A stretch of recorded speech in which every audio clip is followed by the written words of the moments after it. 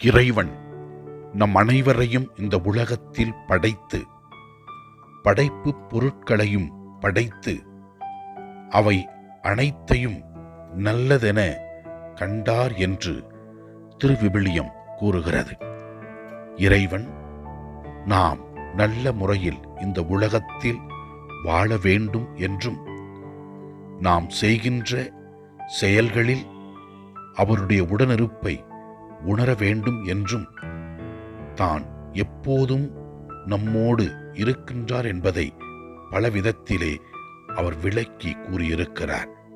தொடக்க நூல் 1ஆம் அதிகாரம் 31ஆம் இறை வார்த்தை இவ்வாறு கூறுகிறது: கடவுள் தாம் உருவாக்கிய அனைத்தையும் நோக்கினார், அவை மிகவும் நன்றாய் இருந்தன என்று தெல்லும் தெளிவாக கூறுகிறது.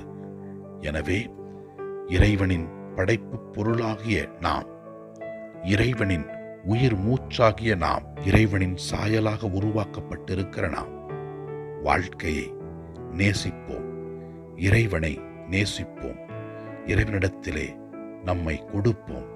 இறைவன் நமக்கு தேவையான எல்லாவற்றையும் நிறைவாக கொடுத்து ஆசீர்வதிப்பார்.